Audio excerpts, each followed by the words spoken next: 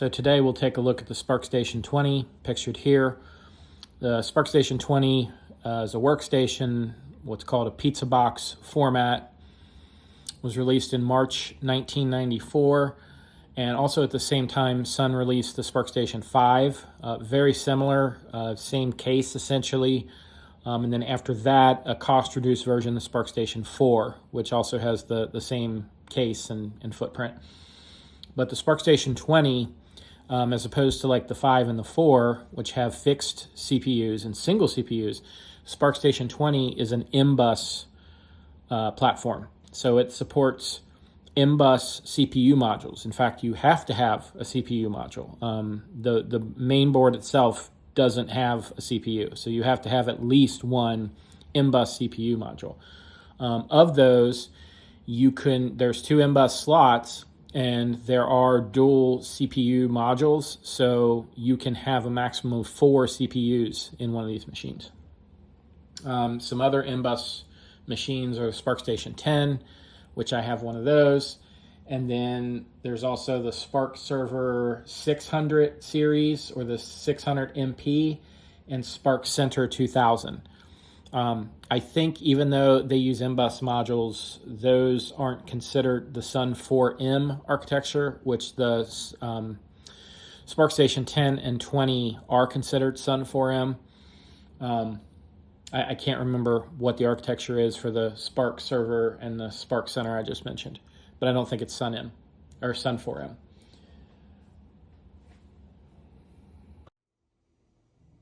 All right, so here's the machine in its normal accommodations on this desk. You can kind of see off to the left and right. There's a Sparcstation 10 on the right. That's the one from my ISDN video. And then to the far left, you can kind of see it, the IPX from the IPX video.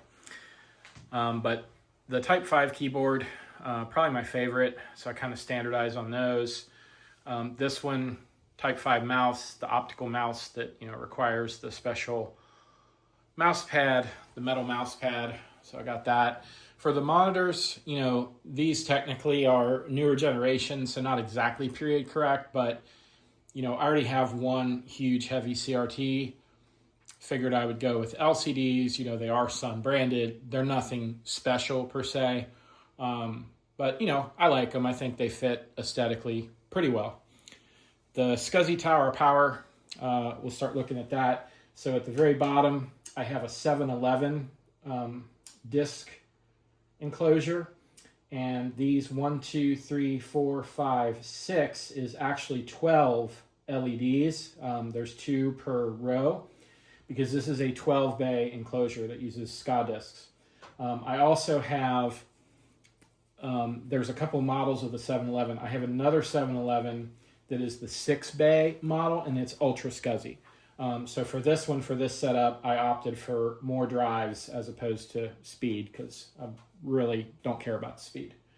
This CD-ROM, this is a real Sun part number. I mean, it's Toshiba, but it's a Sun blessed CD-ROM. It's not currently connected because I don't really need it with the Zulu SCSI. I can just throw an ISO on there and be done, but I keep it in the stack. The tape drive here, what is this? This is a DDS4. This is also a Sun part number. I think technically it's an HP drive. And these enclosures here are 611 series. So if you're looking for these, or you see Sun hardware, this big guy is a 711. These are 611s. The tape drive I also don't have connected because in NetBSD it seems like for some time, I guess there's a bug in the ST driver. I have tried it under Solaris and it was fine, but you get read errors in NetBSD nowadays. I have a bug open for that, but it's not high priority, anything like that. This up here is the newest edition. This is a Sony, see if I can get this right, SMO F561. So this is a 9.1 gig magneto optical drive. I've always wanted an MO drive. This is the 4th drive I got from eBay. So many people out there selling these things. I mean, they've lived hard lives. They're filthy, they're dirty, they've been banged up. tons of errors. So finding any kind of mechanical drive, I know, this is, obviously, but finding anything that uses any kind of mechanical operation, be it a CD-ROM, a tape drive, basically anything in this stack, it's getting harder and harder to find on eBay, for example, something that's in decent condition and works. But I did finally find this one, and knock on wood, it seems like it's almost mint condition. No write errors, no read errors. So I've tested that out. And then up here, we have an infamous Jazz drive. This is a 2 gig model. Same drill, right? You're gonna find a lot of Jazz drives on eBay that just don't work. They're dirty, they've been beat up. The plastic's brittle, you name it, the usual. But this one does work. I've got some discs up here, some 2 gigs and some 1 gigs. So he kind of tops off the tower of power. Okay, so we'll take a look at the back of the machine, go down the line, down the ports. The power supply. This switch is actually a momentary rocker, so you can't, permanently turn this on or turn this off like you can on like my Sparcstation 10, for example. And this, like many Suns, has soft power on and off as well. So you can turn it on and off via this or the keyboard once you have power going to the power supply itself. This is the 13W3, the video with the SS20. You have to have a vSIM. So this is essentially just wiring, I guess you would say. The vSIM is really the brains. I'm sure there's more to it than that, but the bottom line is you have to have a vSIM. And to my knowledge, there's 4 meg and 8 meg vSIMs. If you don't, then you can put a traditional S-bus frame buffer in, a TGX, whatever, that's fine. Serial port, DB25, this is A/B. By default, if you just use a standard serial cable, the standard pinout, you will get the A serial port. I'm sure I could make one, but you can also get an official Sun AB splitter, which will take the other pins in this configuration and send that out to the second serial port B. Keyboard port, standard Sun, Type 4, Type 5, generally what I use. These 2 small connectors here, one of them is for onboard Ethernet for, I guess you'd call it AUI, to put a transceiver on this if you needed BNC, coax, fiber, something like that. The other one is a parallel port for printer. Onboard twisted pair, 10 meg, Lance Ethernet, 50 pin, SCSI. This is the internal SCSI bus. We've got 4 audio connectors over here, the usual suspects, speaker, line in, line out, things like that. In terms of the slots, you see there's 6 slots. I have 2 populated in terms of coming external. I have 2 60-pin SCSIs in here. Over here, these blanks, obviously you can't tell from this, but this is the M-bus part, and we'll see that in the inside of the machine. This is the M-bus. These are the M-bus slots. So I have 2 CPUs in here. We'll see that shortly. And then 1, 2, 3, 4 S-bus slots, 2 of which I have populated. All right, we'll go through the inside of the machine. We'll start back here with the S-bus slots. Like I said, these are the 2 68-pin SCSIs that I use for the SCSI Tower of Power. I currently have SM61s in here. 2 of them matched, same part number. These are 60 megahertz official Sun. I have played around with like Ross Hyperspark, but I tend to run NetBSD, and Hyperspark does work. It gets some strange messages in dmessage sometimes. Probably nothing to worry about, but for me, being a bit, hypochondriac in terms of dmessage, I decided to try these, and it seems like with the Super Spark, this family as opposed to Hyperspark, I never get those messages in NetBSD, and that's plenty fast for me, honestly.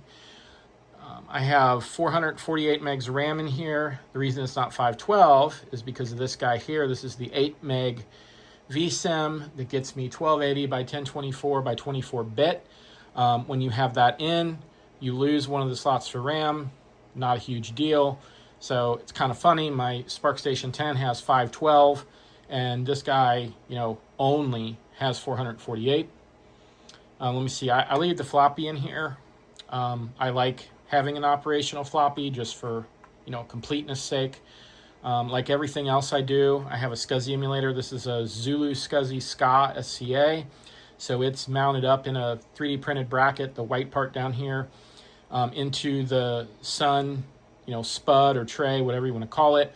I have an HDD clicker so that I get some auditory feedback from this. And then the newer Zulu SCSI generation devices have USB-C.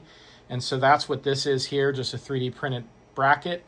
And that gets me a serial port for debug. So I can connect to that on, like, say, a Linux laptop or something, use a terminal program, and see the SCA boot up, any kind of errors, anything live. Because otherwise, you're going to have to run your machine, do whatever tests you're doing, power it down, take the SD card out, and get the Zulu log file, which is fine. But sometimes, depending on what you're doing, live data is better. So this is, overkill, but just to give me an external port so that I can do any debugging that I would need on that. As I mentioned, the different models of 711s. This is my other one, and this one has the Ultra SCSI label on it, and you can see it only has half the rows of LEDs. 1, 2, 3, 4, 5, 6. This is the 6-bay model.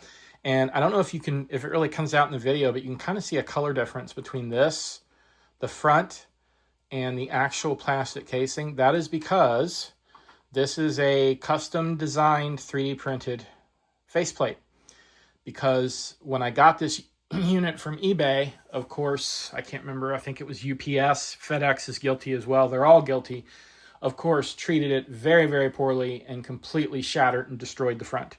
So I got a little obsessed and took the pieces and glued them back together just enough to get measurements and things like that, and managed to come up with this and paint it, spray paint it as close as possible. So I think it looks okay.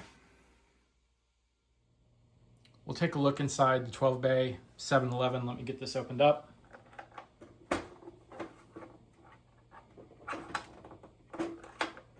I never know which way is locked and which way is open.